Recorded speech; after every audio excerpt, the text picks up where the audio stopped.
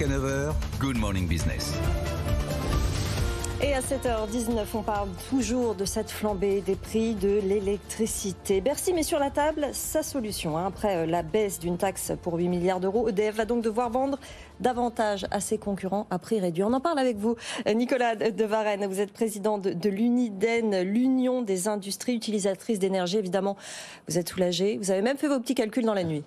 Absolument, oui, bonjour. Oui, nous avons fait nos calculs dans la nuit, c'est important. Je voudrais d'abord, pour préliminaire, rendre hommage au gouvernement. Je pense qu'incontestablement, il y a eu beaucoup de travail sur le sujet. Je crois qu'il y a eu un travail concerté des trois ministres concernés, Barbara Pompili, Bruno Le Maire et Agnès Pannier-Runacher, qui a fait preuve d'une grande pugnacité sur ce sujet. Effectivement, nous avons fait nos calculs. Le gouvernement a annoncé donc un volume supplémentaire que EDF va céder aux fournisseurs alternatifs de 20 TWh. Ouais. Donc, à bas prix, il faut rappeler que EDF va les céder à 46 €, alors que le prix du marché... Il est de près de 120 aujourd'hui en moyenne. Alors le prix en moyenne, oui, le prix du marché est de 120. Donc moi je prends la moyenne de l'électron, bien sûr, pour les industriels que nous représentons et pour l'industrie en général. L'industrie en France, c'est 120 TWh. Je me base sur le prix 2019. C'est important parce que le prix 2020, pardon, le prix 2021, lui, a assez fortement augmenté en fin d'année. Donc nous avions en 2020, un prix moyen qui était à 44,5 €. C'était le coût d'achat d'électrons pour des industriels normales. Il est passé à 55 à fin 2021. Donc aujourd'hui, s'il n'y avait pas eu la mesure, on aurait été à 103. 103, c'est un doublement du prix de l'électricité. En fonction des prévisions que nous faisons sur l'évolution du prix de marché de l'électricité dans les 4 trimestres à venir. Donc avec la mesure, nous tombons à 87. C'est-à-dire 16 € par mégawattheure, ce qui n'est pas du tout négligeable. Vous allez gagner, grâce à ces annonces d'hier soir, 16 € Absolument. par mégawattheure. Entre hier soir et ce matin, 16 € de mégawattheures gagnés, ça fait 15,5% de baisse exactement. Et en fait, vous avez même fait le calcul, c'est-à-dire que vous allez, pour les entreprises françaises, c'est 2 milliards d'euros. Vous multipliez ces 16 € par mégawattheure par 120 TWh, qui est la consommation de l'industrie en France, sur 450 au total, eh bien vous avez un gain pour les entreprises, un transfert de valeur, qui est très exactement de 2 milliards d'euros, sur un coût total pour EDF, que Bruno Le Maire annonce ce matin dans la presse, entre 7,7 et 8,2, donc 25%. Donc merci d'avoir fait ces calculs pendant la nuit, c'est-à-dire que sur les 8 milliards annoncés par le gouvernement, qu'il prend dans la poche d'EDF, entre nous. Mais bon, voilà, sur ces 8 milliards, il y en aura 6 milliards pour les particuliers et 2 milliards pour les entreprises. 6 milliards pour les particuliers et les TPE, c'est-à-dire les artisans commerçants, qui sont aussi... Au tarif réglementé, par exemple. Le tarif réglementé de vente, absolument. C'est le fameux TRV, le fameux tarif bleu que chacun connaît. Qu'est-ce que ça va changer concrètement pour vos industries, les industries utilisatrices d'énergie? Elles étaient dans quelle situation jusqu'à cette nuit? Alors, elles étaient dans une situation critique, nous l'avions dit dès le mois de septembre. Les choses n'ont fait qu'empirer, en fait, jusqu'au mois de décembre, où les prix de marché, de gros en Europe, ont atteint les 400 € par mégawattheure, c'est-à-dire 10 fois la référence de fin 2020, de la folie absolue.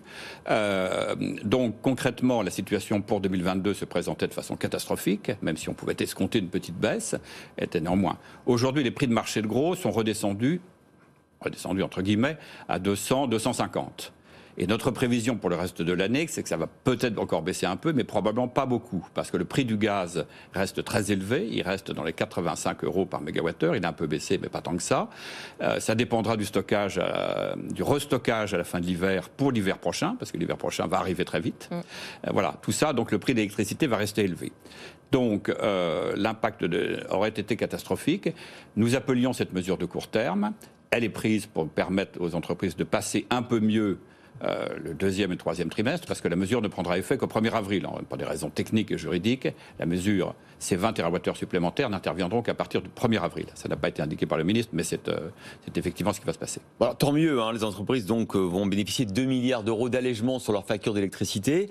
Entre nous, quand même, cette folie du gouvernement en septembre d'avoir promis de plafonner à 4% la hausse de l'électricité, au total, ça va coûter à peu près 20 milliards d'euros entre ce que les allègements de taxes et le bébé qu'on refile à EDF. C'est quand même énorme.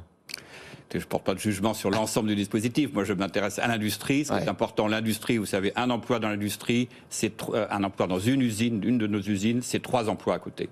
C'est déterminant. Nos usines ont besoin de tourner. On était dans une situation où, malgré une demande très forte, nos usines étaient obligées de s'arrêter ou de ralentir parce qu'elles vendaient à perte. Et là, elles vont toutes rouvrir ? Écoutez, dans ces conditions, j'espère qu'elles vont toutes revenir. Et probablement, en tout cas, ça nous éclaircit. Alors, il faut travailler sur les chantiers de long terme maintenant, on l'a dit depuis le début.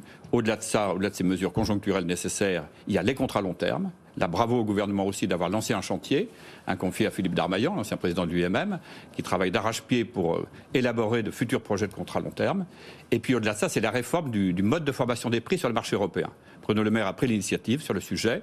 Il faut pousser cette initiative et la présidence française est une occasion inespérée de le faire. C'est-à-dire, si on parle très franchement, de réserver davantage d'électricité nucléaire moins cher aux industriels français plutôt que de les revendre en Europe. Et aux consommateurs français au sens large, c'est-à-dire pas simplement du nucléaire. Nous avons un double avantage concurrentiel exceptionnel sur lequel il faut capitaliser, qui est d'une part un mix décarboné à 93%, nucléaire, hydraulique, ENR, et par ailleurs une base de coûts extrêmement compétitive. Pour le nucléaire. Pour l'instant, grâce aux vieilles centrales, mais on verra plus dans le futur. Centrales qui sont amorties, largement amorties.